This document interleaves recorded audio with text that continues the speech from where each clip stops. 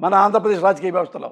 అంటే చంపేంత వరకు వెళ్తారంటారు రాజకీయాలు. ఎంతమంది చేయలేదబ్బా, ఎంతమంది చేయలేదు. రామారావు చేయలేదా కళ్ళ ముందు? ఇంకేడ చూస్తావు ఇంకా నువ్వు? రామారావు చేయలేదా? రామారావు ఇల్లాలని తిరుగుమూతం చేయలేదా? తిరుగుమూతని ఇదే ఆంధ్రజ్యోతుడు లైవ్ పెట్టి షో పెట్టలేదా? 70 ఏళ్ళ ఆడపడుచు 30 ఏళ్ళ మనోడు వయసు ఉన్నాడుతో అక్రమ సంబంధం అనేది లైవ్ పెట్టలేదా? వాళ్ళ ఇంట్లో ఆడాలని పెట్టగలడా లైవ్లో? లక్ష్మీ పార్వతి గారికి సంబంధించి చాలా చాలా కాంట్రవర్షియల్ స్టేట్మెంట్స్ గతంలో ఈ పొజిషన్ రాకముందు ఆమె చాలా సందర్భాల్లో ఏడ్చిన పరిస్థితులు కూడా ఉన్నాయి బాహాటంగా. ఎందుకు పదే పదే లక్ష్మీ పార్వతి గారిని టార్గెట్ చేసి మాట్లాడడం, పర్సనల్గా ఆమె వ్యక్తిత్వాన్ని కించపరిచే విమర్శలు చేశారంటారు? నేను అదే ఎప్పుడు మా కమ్మ వాళ్ళకి చెప్తుంటా. మా కమ్మ సోదరి మనులకి నేనేం చెప్తుంటానంటే, అమ్మా చంద్రబాబు మాట నమ్మి ఆ మహాతల్లిని ఇంత ఘోరంగా చేశారు, నమ్మొద్దు, చాలా మంచావా, నేను దగ్గరుండి చూసా, బాగా విద్వత్తు ఉన్న తల్లి, సంస్కృతం మాట్లాడుతుంది, బాగా తెలివిగలది, లెక్చరరు, ఒక పెద్ద డాక్టర్ ఉన్నాడు కొడుకు, మంచిది, ₹1 లంచం తీసుకుని ఎరగదు అని నేను ఎప్పుడో చెప్తున్నా. ఇప్పుడు ఎట్టుంటుందంటే అదే చెప్పాక, ఆంధ్రప్రదేశ్లో ప్రతిపక్షం ఎవరయ్యా అంటే ఇప్పుడు ఒక వర్గం కమ్మ మీడియా. వాళ్ళు ఎప్పుడు డీమోరలైజ్ చేయడానికి చూస్తుంటాడు. అతను ఎగ్జాంపుల్ ఫస్ట్ చూద్దాం, రామోజీరావు. ఈ అమ్మాయిని రామారావు భార్య అయిన కాడ నుంచి రామారావుని ఇద్దరు దింపేసి చంద్రబాబుని పెట్టాలనుకొని ఎవ్రీ డే ఆయన ఈనాడులో కార్టూను, ఆ బండి మీద కూర్చుంటే రామారావు గారి బండి లాగినట్టు, ఒక గుద్దితే చంద్రబాబు ఇంటి రామారావు కింద పడ్డట్టు. అసలు లక్ష్మీ పార్వతి మీద కొన్ని వేలు వేలు వేలు కార్టూన్లు. అంటే వీళ్ళందరూ చెప్పేది ఒక వర్గం ఉందనే, ఈ లఫ్ట్ మీడియా అంటారు దాన్ని, లఫ్ట్ మీడియా అంటారు వీళ్ళని. మా కమ్మాళ్ళలో ఉన్న వీళ్ళు ఎవడన్నా వీళ్ళల్లో జర్నలిస్టు లక్షణాలు ఉన్నాయా?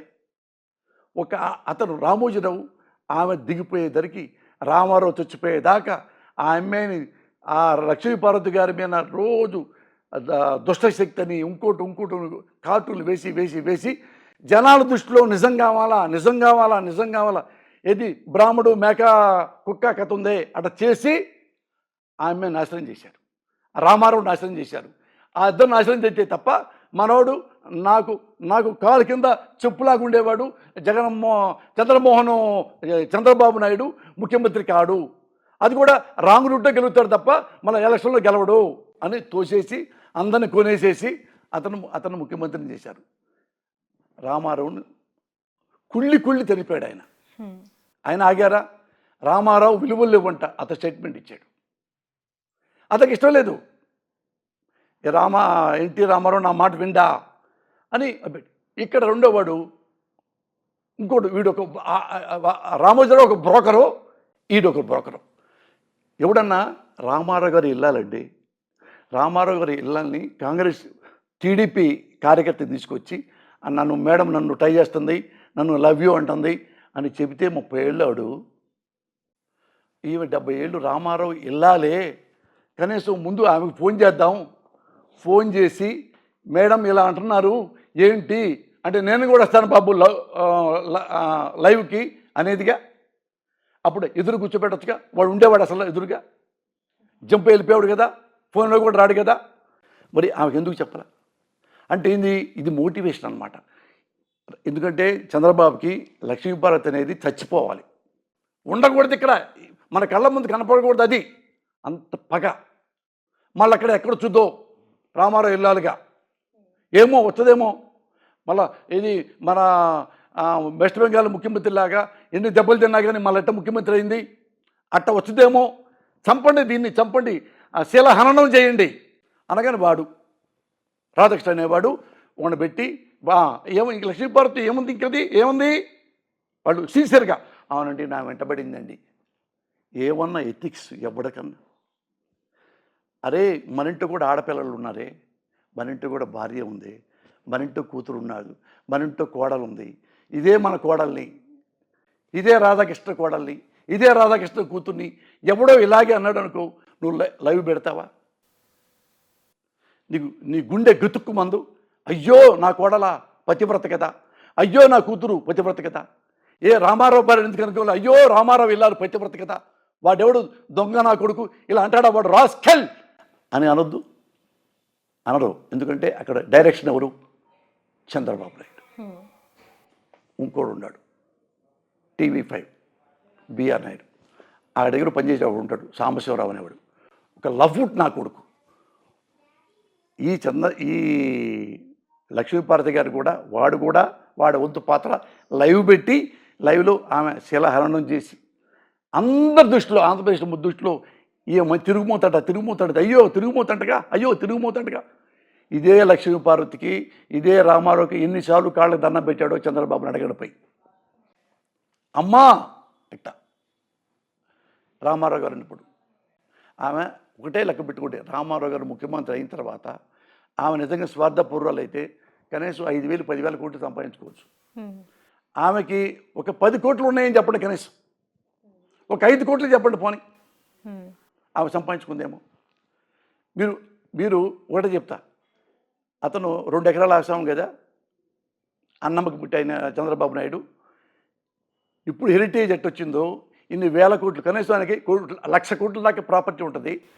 మీరు చంద్రబాబుని లక్ష్మీపతిని పక్కన పెట్టి ఇద్దరికి నార్కో అనాలిసిస్ టెస్ట్ చేయించండి. ఈమె పాతిపత్యం గురించి, నీ అవినీతి గురించి నీ దమ్ముందా మీకు? ఈ ముగ్గురు కూడా ఉండండి, రామోజీరావు, రాధాకృష్ణ, బిఆర్ నాయుడు. ఈ ముగ్గురిని కూడా ముగ్గురు ఈ చంద్రబాబు నాయుడు, లక్ష్మీపార్వతి మధ్యలో పెడదాం. 5కి నార్కో టెస్ట్ చేపిద్దాం. మీ నలుగురు ఉత్తములు, మీ మగవాళ్ళు ఉత్తములు అంటే నేను మీ 4 కాళ్ళు పాలాభిషేకం చేసి అన్నీ మానేసి ఇక్కడి నుంచి బయలుదేరి వేరే రాష్ట్రం వెళ్ళిపోతాం. ఈ 4 దేవుళ్ళు ముందు నేను ఉండలేకపోతున్నాను అని వెళ్ళిపోతా. లక్ష్మీపార్వతి గారిని తీసుకొస్తా, దమ్ముందా? ఇదే చెబుతున్నా మా కమ్మాళ్ళతో, అమ్మ కమ్మ అని పెసుకొద్దు. వాడు దుర్మార్గులు, వాళ్ళు మోసగాళ్ళు. బట్ నిన్న మీరు చాలా తీవ్ర వ్యాఖ్యలు చేశారు. అంటే సామాజిక వర్గానికి సంబంధించి సిగ్గుపడుతున్నాను కమ్మ కులంలో పుట్టినందుకు అని చెప్పి. ఆ సామాజిక వర్గం నుంచి వ్యతిరేకత వస్తుంది మీకు అని ఏం అనిపించలేదా? ఇప్పుడు నేను పుట్టినప్పుడు నాకు తెలియదు నేను కమ్మ కులంలో పుట్టానని. నేను కమ్మ యూనివర్సిటీలో చదువుకోవాలా, కమ్మ స్కూల్లో చదువుకోవాలా, కమ్మ ఎలిమెంటరీ స్కూల్లో చదువుకోవాలా. ఓన్లీ కమ్మ వాళ్ళ మధ్య నేను తిరగల. మద్రాసు పోయా, కమ్మవాళ్ళతోనే నేను తిరగల. హైదరాబాద్ వచ్చా, వీళ్ళు ఎంతమంది కమ్మస్తూ ఉన్నారు ఇక్కడ? ఒక కమ్మస్తో నేను నా ప్రయాణం. కన్ను తెరిస్తే జరడం, కన్ను మూస్తే మరణం, రెప్పపాట అయ్యే ప్రయాణం. ఎంతమంది వస్తారు, కులమేంటి, మతమేంటి, మనిషి అన్న ప్రతి వాడు మనం ట్రావెల్ అవుతూ ఉంటాడు. ఎక్కడ పడితే అక్కడ, ఏ దేశం వెళ్ళినా, ఏ రాష్ట్రం వెళ్ళినా, ఏ ఊరు వెళ్ళినా, ఏ గల్లీ వెళ్ళినా, ఏ సందులోకి వెళ్ళినా. అంటే ఇప్పుడు నేను ఇంత స్తోమతగా నేను సంపాదించుకొని గొప్పగా ఉన్నానంటే కమ్మవాళ్ళ వల్ల, నా తెలివితేట వల్ల, నా కష్టం వల్ల, నా చదువు వల్ల, నా క్యారెక్టర్ వల్ల. కమ్మవాళ్ళ కమ్మ కొళ్ళు పుట్టా, proudly I can say I'm Kamma. నేనేంటున్నాను, మీరు కమ్మవాళ్ళు గౌరవంగా బతుకుతారు, మంచివాళ్ళు. ఆడపిల్లలు కూడా వాళ్ళు కూడా పొలం వెళ్ళి పనిచేస్తారు భర్తలతో సహా. అంత గౌరవంగా ఉండే కమ్మ చంద్రబాబు నాయుడు మాయలో పడి, ఏమండి మా కమ్మళ్ళు, మేము కమ్మాళ్ళం, కమ్మాడు పేపరే చదువుతాం, ఈనాడే చదువుతాం. మా కమ్మాడు ఆంధ్రజ్యోతి, మా కమ్మోడు అదే చదువుతాం. మా కమ్మోడిది ఈటీవీ అదే చూస్తాం. మా కమ్మోడిది ఆంధ్రజ్యోతి ఏబిఎన్ అదే చూస్తాం. సాక్షి చూడడం అదే రెడ్డిది అన్నవాళ్ళు ఎంతోమంది చూశాను నేను. ఏం కర్మ, ఇది కర్మ కదా. మరి తిట్టకుండా ఎలా ఉంటాం? అందరూ ఒక ఆమె చెప్పింది, నాకు తెలిసిన మా ఫ్రెండు, నేను రాను అంటే ఏబిఎన్ చూస్తాం, సాక్షి చూడండి ఏబిఎన్ చూస్తా అంత మత్తు మంది పెట్టారు. అన్ని కమ్మ అంటున్నావు కదా. నీ కూతురు ఉంది, ఒక అక్కతో నేను మాట్లాడుతున్నా, ఒక అక్కతో, కమ్మ కులం అక్కతో మాట్లాడుతా. అక్క, నీ కూతురు ఉంది, నువ్వెవరిని కోరుకుంటావు?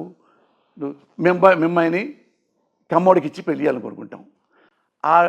ఆ పెళ్లి కొడుకు ఎదవైనా, తాగుమూతైనా, తిరుగుమూతైనా, బేవర్స్ అయినా, డ్రగ్స్ వేసుకున్నా, తాగి పడిపోయేవాడైనా, రూపాయి ఆస్తి లేకపోయినా కమ్మోడేగా అని నీ కూతురికి ఇస్తావా?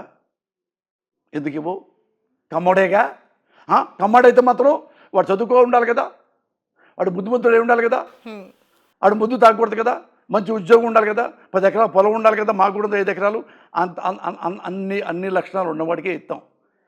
నీ కూతురికి కమ్మాడై ఉండాలి, అన్ని లక్షణాలు ఉండాలి, అందంగా ఉండాలి, అప్పుడు